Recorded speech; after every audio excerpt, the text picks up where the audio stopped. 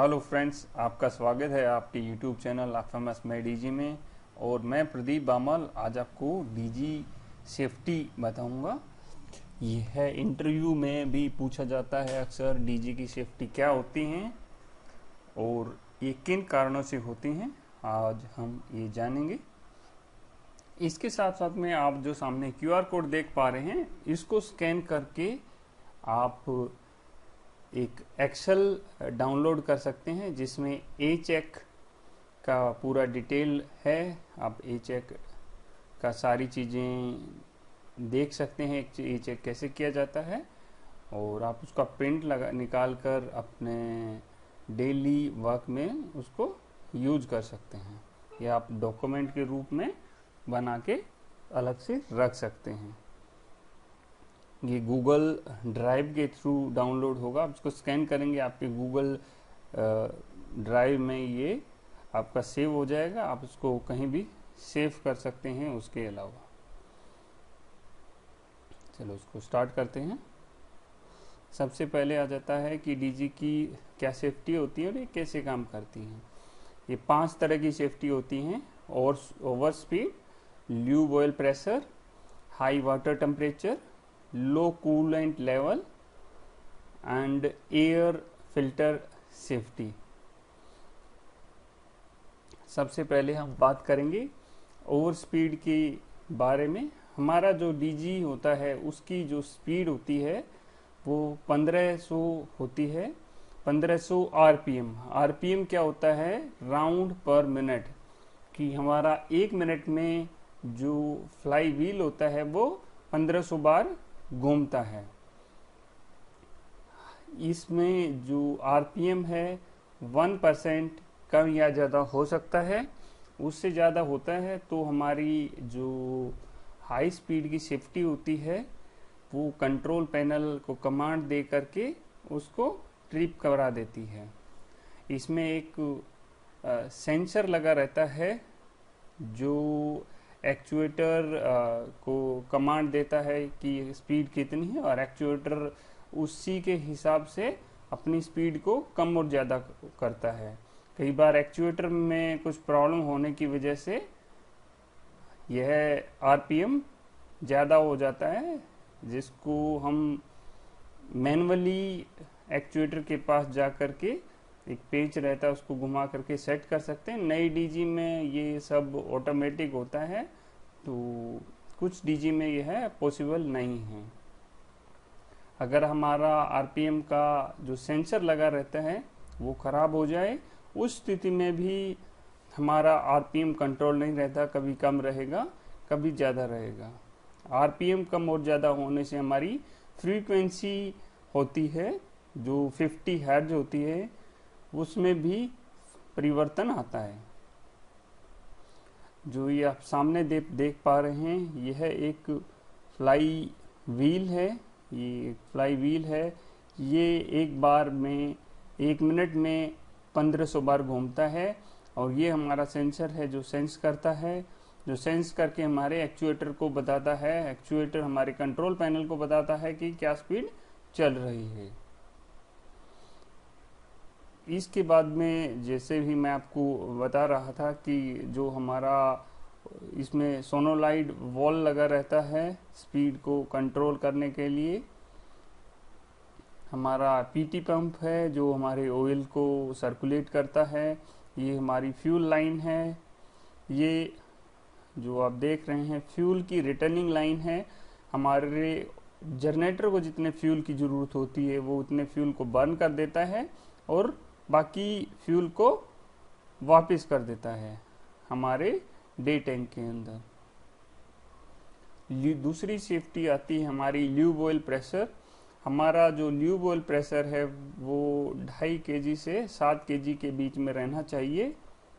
अगर यह इससे कम या ज़्यादा रहता है तो हमारा डीजी उस कंडीशन में ट्रिप कर देगा। कंट्रोल पैनल पर उसकी कमांड जाएगी और डीजी सेट ऑफ हो जाएगा।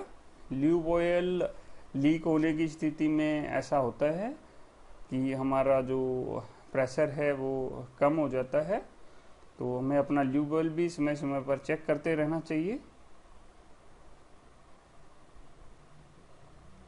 हाई वाटर टेम्परेचर, अगर हमारे डीजी का जो कूलेंट का टेम्परेचर है वो अगर हाई चला जाएगा, उस कंडीशन में भी हमारा जो डीजी है वो ट्रिप करेगा। ये 90 से 90 डिग्री पर हमारे सिस्टम को अलार्म कर देता है और 95 पर यह हमारे डीजी को ट्रिप कर देता है।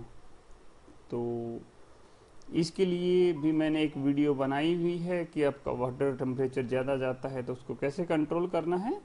ऊपर आप एक लिंक देख पा रहे हैं, उस पर क्लिक करेंगे तो आप ये जान पाएंगे। अभी होता है कि जो हमारा हाई वाटर टेम्परेचर होता है किन किन रीजन से होता है, तो कूलेंट जो कूलिंग टावर है उस पर उसका वाल्व वगैरह बंद होने की स्थिति में, कूलिंग टावर बंद होने की स्थिति में, तो ये जो आप देख पा रहे हैं इन सब रीजन्स की वजह से हमारा जो टेम्परेचर है वो बढ़ जाता है। लोड आपका ज़्यादा है, ओवरलोड होने पर भी ट्रिप हो जाएगा, सॉरी, और ओवरलोड होने पर वो बॉडी का टेम्परेचर भी बढ़ जाता है, जिससे कि हमारा बाकी सारी चीज़ों पर फर्क पड़ता है।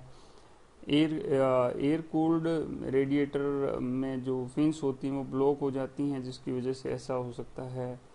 हमारा रेडिएटर फैन अगर बंद है, ल्यूब ऑयल कम होता है, उस स्थिति में भी जो घर्षण ज़्यादा होता है और टेम्परेचर बढ़ता है। फिर आता है लो कूलेंट लेवल। हमारे डीजी में अगर कूलेंट कम है तो सर्कुलेशन प्रॉपरली नहीं हो पाएगा और उसमें जिसकी वजह से टेम्परेचर बढ़ेगा। कूलेंट हमारा, हम जब भी ए चेक करते हैं तो कूलेंट चेक करते हैं और रिक्वायर्ड होने पर उसमें कूलेंट टॉप अप कर देते हैं। यह 6000 घंटे के बाद में पूरा कूलेंट चेंज किया जाता है। कई बार कुछ स्थितियों में पहले भी उसकी कलर और सब चीज़ें देखकर भी कूलेंट को चेंज कर सकते हैं। एयर फिल्टर सेफ्टी, हमारा जो एयर फिल्टर है वो अगर ब्लॉक हो जाता है तो उस कंडीशन में भी हमारा जो डीजी है वो ट्रिप हो सकता है, क्योंकि अगर एयर फिल्टर ब्लॉक हो गया है उस स्थिति में हमारा जो डीजी है वो ऑयल भी ज़्यादा खाएगा, एफिशिएंसी भी कम देगा, तो एयर फिल्टर का खास हमें ध्यान रखना पड़ता है। ये जो है ये एयर फिल्टर लगा हुआ है, ये जो आप बाहर देख पा रहे हैं ये हमारा एयर का स्विच है, एयर प्रेशर स्विच है। जैसे ही एयर फिल्टर ब्लॉक हो जाता है इसके ऊपर लगा रहता है, लाइन के ऊपर ये लगा रहता है और ये प्रेशर के थ्रू यहाँ पर ऊपर अंदर इसमें स्ट्रिप होती है, वो ये स्प्रिंग लगा हुआ है नीचे, ये इसको पुश कर लेता है नीचे और यहाँ पर ये रेड सर्कल में दिखाता है। ये भी हमें ए चेक में चेक करना होता है।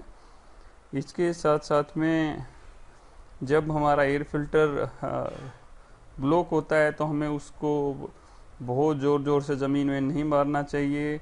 उससे क्या होगा कि एयर फिल्टर डैमेज हो जाएगा और जो डर्टी पार्टिकल्स हैं वो उसके अंदर चले जाएंगे। इसका एक अच्छा सा तरीका है, अगर आप उसको देखना है, आप उसके अंदर बल्ब डालेंगे और उसमें बाहर से देखेंगे, अगर उसमें रोशनी दिख रही है इसका मतलब है कि आपका एयर फिल्टर ठीक है। और अगर आप बिल्कुल कुछ नहीं दिख रहा है तो आप एयर ब्लोअर की सहायता से इसको साफ कर सकते हैं। जैसा मैंने आपको बताया था कि ये अगर आप जो ए चेक की चेकलिस्ट है इसको आप डाउनलोड करना चाहते हैं तो आगे दिए गए बारकोड को, क्यूआर कोड को आप स्कैन करेंगे। इस क्यूआर कोड को अपने फ़ोन में स्कैन करेंगे। अगर आपके फ़ोन में स्कैनर नहीं है तो आप कोई भी क्यूआर कोड स्कैनर अपने प्ले स्टोर से डाउनलोड करके आप इसको स्कैन कर सकते हैं और जो सीट अभी आपने देखी है उसको आप डाउनलोड कर सकते हैं गूगल ड्राइव के द्वारा। इसमें आप गूगल में लॉगिन होने चाहिए जब भी आप इसको स्कैन करेंगे तो गूगल में लॉगिन मांगता है, अपनी मेल आईडी को लॉगिन करके आप अपने गूगल ड्राइव के द्वारा इसको डाउनलोड कर सकते हैं।